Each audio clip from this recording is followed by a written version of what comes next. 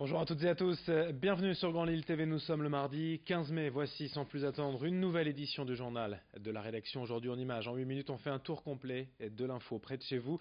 On démarre bien sûr par vos prévisions météo. Après cette matinée plutôt brumeuse et nuageuse, la grisaille se dissipe et cet après-midi on va profiter du soleil, du ciel bleu, encore quelques passages nuageux, sans conséquence, quelques cumulus de beau temps.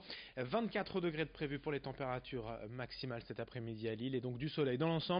On fera un point complet sur vos prévisions météo avec notre partenaire, la chaîne météo, juste après cette édition. À la une, tout d'abord, après un nouvel épisode de grève perlée à la SNCF, dimanche et ce lundi, et un prochain vendredi et samedi, on s'intéresse surtout à la grande consultation interne lancée par les syndicats. Hier, 147 000 salariés sont appelés à se prononcer pour ou contre le pacte ferroviaire du gouvernement. Jusqu'au 21 mai, c'est une semaine de vote qui s'adresse à tous, personnels syndiqués et non syndiqués, qui intervient surtout quelques jours après les déclarations de Guillaume Pépi quant à la participation à la grève. Selon le président de la SNCF, les grévistes ne représenteraient que 15 à 20% des salariés. Les syndicats veulent donc en avoir le cœur net en demandant leur avis à tous les salariés de la SNCF jusqu'au 21 mai. Pour rappel, prochain épisode de grève ce vendredi. On en reparlera. L'une des solutions pour éviter les galères dans les transports, on l'a déjà vu ici même, c'est évidemment le covoiturage, mais il y a encore plus écolo, le véhicule électrique, le vélo électrique même carrément, avec ces vélos qui sont en fait proposés par des sociétés type 2R Aventure qui loue ces véhicules électriques, ces vélos électriques à la société RH Performance basée à Marc-en-Barœul, ici sur ces images, des salariés qui devaient remplir un planning pour essayer et prendre ces vélos sur tout le midi. Le système d'assistance électrique permet en fait de pédaler sans effort sous 5 à 10 km. C'est un compromis idéal pour éviter les bouchons, pour faire un peu de sport aussi malgré tout, et pour être plus vers son domicile, trajet domicile-travail. Explication au micro de Vincent Vieillard. Généralement en France, la moyenne des trajets domicile-travail c'est 12 km, ça rentre parfaitement dans le cadre. On a des clients qui habitent jusqu'à 35 km, mais ça c'est vraiment entre guillemets des grands sportifs. Après ce qu'on préconise, nous c'est à peu près 15 km, ça devient pertinent et c'est performant en termes de rapidité, en termes de gains économiques, etc. Donc jusqu'à 15 km c'est adapté et ça ouvre un champ des possibles assez important puisque ce que je vous disais, la moyenne des trajets domicile-travail en France c'est 12 km.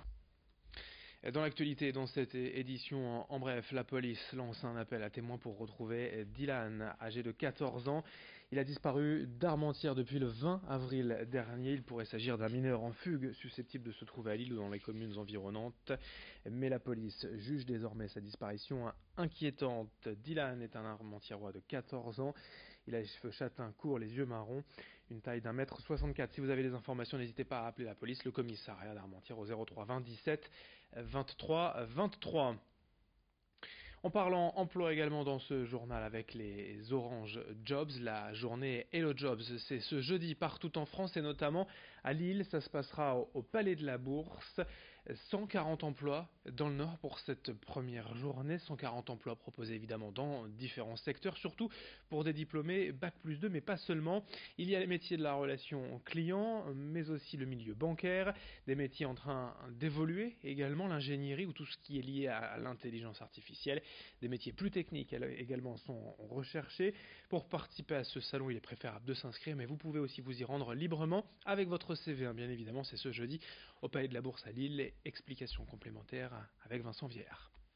Nous avons quand même des métiers qui demandent un niveau minimal d'expertise, d'où le fait que nous avons essayé de commencer à Bac+2, de Bac+2 à Bac+5. C'est aussi lié au fait d'avoir une grande politique d'apprentissage. Donc là aussi, on recrute des Bac+2 et des Bac+3. C'est-à-dire que la plus grosse partie de nos recrutements sont en Bac+2 et Bac+3. Tous ces métiers-là, prenons les métiers du réseau, parfois il y a après 3 à 6 mois de formation interne pour finir de faire monter en compétence les personnes que nous recrutons. Du 25 au 29 juin prochain, 10 élèves du lycée professionnel Saint-Exupéry à Halluin achemineront 50 tonnes de denrées alimentaires au profit des Restos du Cœur de Lens jusqu'à Marseille à bord de 2 camions du lycée. Ces jeunes ont entre 15 et 18 ans, ce sont tous de futurs chauffeurs routiers et ce projet solidaire va leur permettre de travailler concrètement sur la route leurs compétences de chauffeurs routiers.